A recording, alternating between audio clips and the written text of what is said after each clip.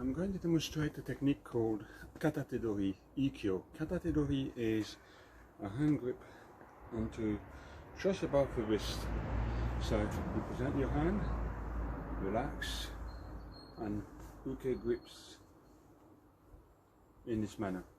So right hand, he grips. Now when you offer your hand, you don't offer your hand with Kokyu charged up in your fingers this way, so your fingers is expanding out.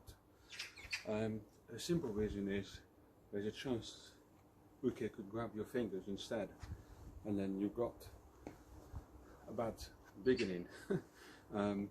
So you present your fingers away from uke, so very relaxed, he grips, and no tension in your shoulders, everything, it's just relaxed. Basically, it's a feel that he's got the hand.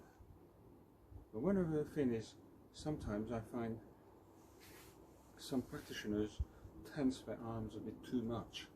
And when you're tensing, you're sending a telegram, like electric signal, because uke can sense the tension.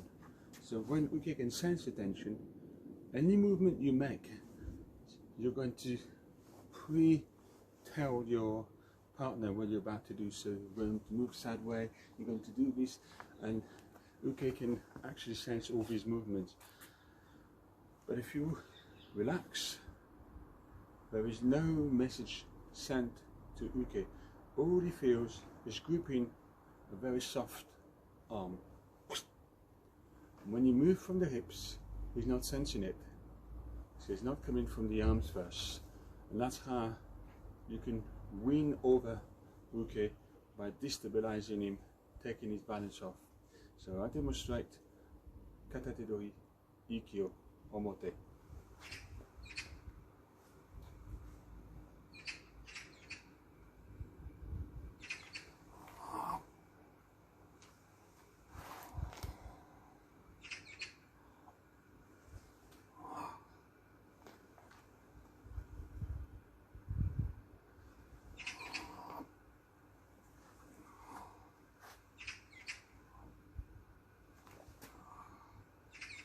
What is very important with this technique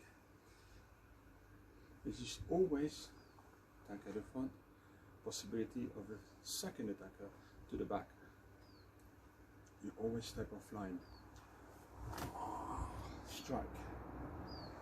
Now, the hand that moves to the side is not moving as uke is gripping, it's not moving in that platform, because it's still fairly strong. What is happening is, it's moving down and then stretch. So no matter how strong you grip, there is a possibility of moving down, and you can't stop that. There you could probably stop it, but if you go under, so you grip, not sideways in that platform, but more down. There. Grip here, and then the next bit is the elbow need to stay down. The elbow are not moving out.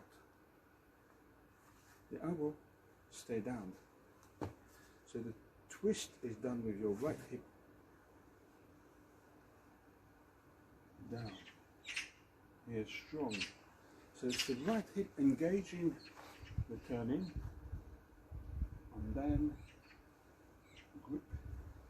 Right foot stays stuck, very strong and planted. It shouldn't be, as you do that, before you step to the side, is release the foot before stepping again. Foot stays on. So I always believe that we should work on minimizing the footwork. So this is a hanmi, maybe hanmi, right foot forward, step aside, strike,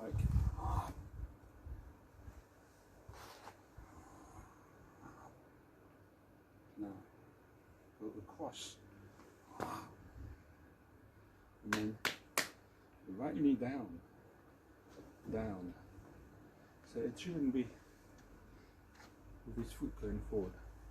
Mistake, going forward, you kick in, step up. Here, it's down, down to the ground, and then with the center all the way. That's how this would work, quite strong. So from here, same feeling, offer your hand, relax, and charge up with Kokyu, but under. Strike. So you get the feel of the stretch, and the stretch happens with a twist of the hips. Elbow in, twist up to here. And you've got a sense of stability, very strong. This foot, there's a lot of weight on it, but you can feel going. The front foot will become the back foot at this stage. So it's driving forward here, and then left knee down and the pin. This is essential, and it's got to be precise. What you don't want to do, you offer your hand, a lot of little steps. Another lot of little steps, and then another step slightly before you step forward. Too many steps, you lose the power from the hips, because you actually release the compression. Now, you feel that compression from here. Compression from here, still hips, and then push aside. It makes Aikido tremendously powerful, very strong from here. So here, same thing.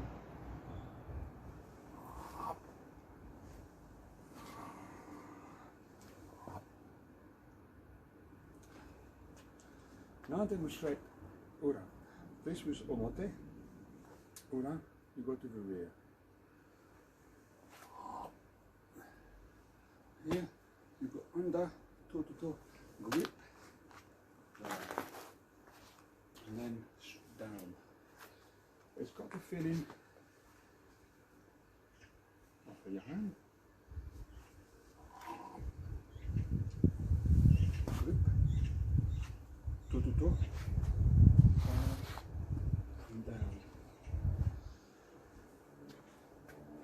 What I find so interesting about these techniques in Iwamari Aikido, we do actually a lot of kihon static training. We allow the partner to grip, because from a strong grip we've got to cope. And then there's also the awase element, where we blend in.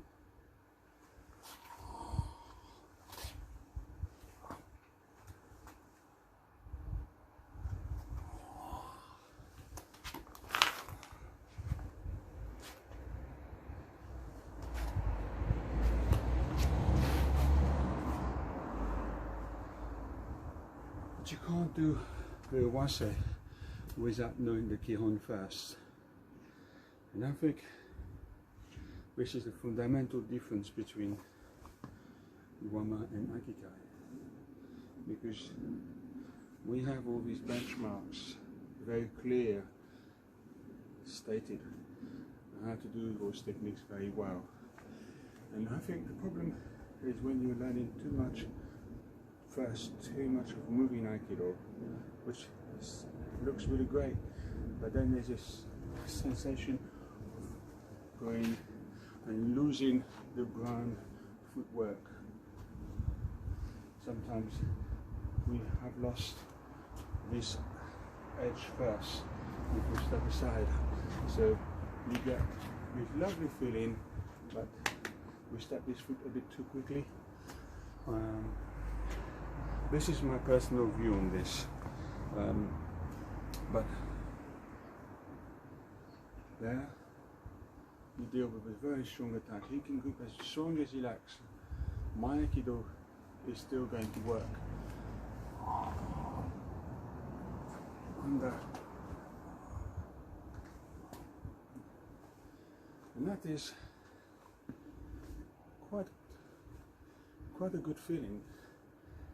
What you don't want to do is use the upper body, so you get this feeling of power up here, here, here, shoulders. You want to avoid that. It's the same feeling as Taino Henko. You offer your hand. If you use the arms, you get this feeling where you're going above the grip and everything will be upper strength, which is incorrect strength applied. But the grips, the strength is under the grip, not above the grip. So you turn under and you get a sense of using this far more than this. When uke grips from Katate Dori and you do Taino Henko, you turn and you go under the grip. This means you're not using this upper strength, but you're using this. So when you do Katate Dori Ikkyo, Omote and Ura, same feeling, you go under the grip.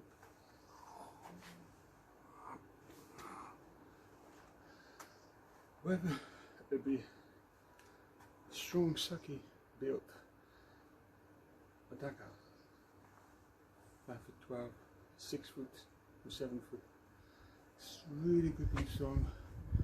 This would remain fairly unchanged. Because what happens is you drop in and then you drop in further.